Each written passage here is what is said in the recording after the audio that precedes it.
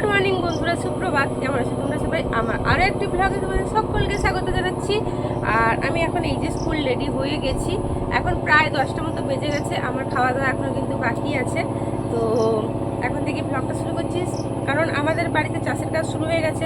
ওই জন্য সকাল থেকে মা এত ব্যস্ত, আমি এত ব্যস্ত যে আর ব্লগটা শুরু করতে পারি। তো চলো দেখতে থাকো সারাদিন কেমন কি যায়, আর তোমাদের সাথে আমি সবটাই শেয়ার করি। চলো, বসে গেছি, মা ওইদিকে কিন্তু খেতে বসে গেছে। আর আজকে কি তরকারি হয়েছে চলো দেখি। মেঘলা হয়ে আছে, আমি যদি ভাবছি যে যেতে যেতে বৃষ্টি আসে তাহলে আমার করে টোটালি ভিজে যাব। রেনকোট আছে, তাও যে ব্যাগ নিয়ে যে ব্যাগটা আমার ভিজে যেতে পারে। তো চলো খাওয়া দাওয়া করে নিই। এখন বাজে কিন্তু 10টা 5, আমাকে বেরিয়ে যেতে হবে।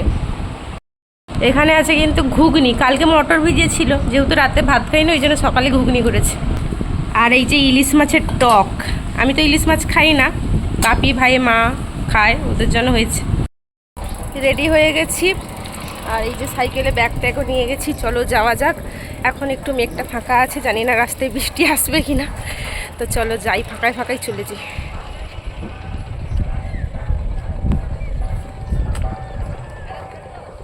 মা এখানে দোকানে বসছে, মাকে বলে যাব।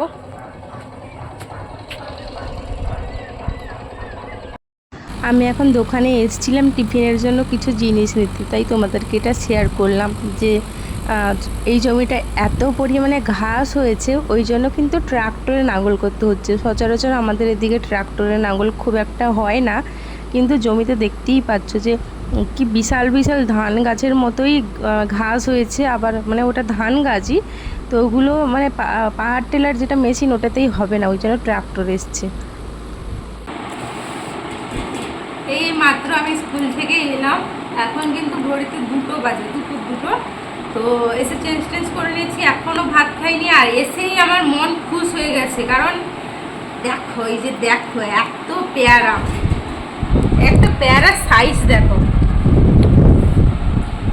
মানে এত বড় বড় পেয়ারা দেখে আমার মন খুশি হয়ে গেছে। আমার মা এক্ষুনি তুলেছে, তুলতে গিয়ে মাঠে পড়ে গেছে, পেয়ারা তুলতে গিয়ে মাঠে কাদায় পড়ে গেছে স্লিপ করে। আমি স্কুল থেকে এসে দেখি এক গামলা পেয়ারা, তার সাথে আমার পছন্দের আটা পেকে গেছে। তো আমি আগে ভাত খেয়ে নিই, তারপর আমি তোমাদেরকে দেখাবো। আর আমার জন্য আরেকটাও পেয়ারা তুলে রেখেছি আলাদা। আর আজকে কী কী তরকারি হয়েছে আজ তোমাদের দেখাই। এই যে এখানে আছে কিন্তু চাল কুমড়ার ঘন্ট, এখানে আছে ঘুগনি,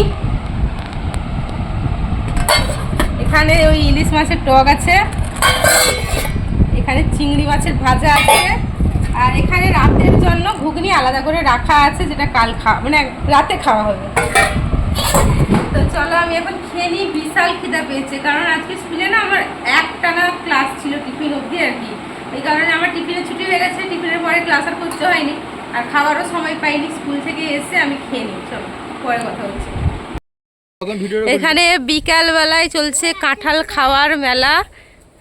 এই দেখা কাঁঠাল, দেখা মিষ্টি দেখাও।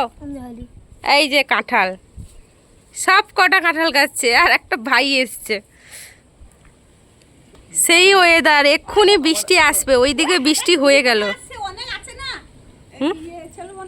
তো বিকালবেলায় দেখি আমার পাশের বাড়ির দিদা এসছে, দিদার প্রেশারের সমস্যা আছে, ওই জন্যই কিন্তু প্রেশারটা মাপছে। আর আমাদের বাড়িতে না প্রেশার মাপার যন্ত্র অনেক আগে থেকে, আমার ছোটোবেলা থেকেই আছে, কারণ আমার পিসিমণিরা সব নার্স, তো ওই কারণেই প্রেশার মাপার যন্ত্রটা ছিল আমাদের বাড়িতে। আমার ঠাকুমা জেঠু এরা খুবই অসুস্থ থাকতো, তো আমি প্রেশার মাপাটা শিখে নিয়েছি কলেজ থেকে। বাড়িতেও যখন বাপি মা প্রেশার মেপে দিত, তখন থেকে আমার প্রেশার মাপাটা অভ্যাস হয়ে গেছে, তাই আমি প্রেশার কিন্তু মাপতে পারি। গুড ইভিনিং সবাইকে। আর আমি চন্দ্রনটা দিয়ে কিন্তু একটু শুয়ে গেছিলাম, তার মাঝখানে কারেন্ট চলে গেছিলো। এখন 7:30 বাজে, খিদা পেয়েছিলো, কারেন্ট চলে গেছিলো বলে আমি কিচ্ছু খাইনি।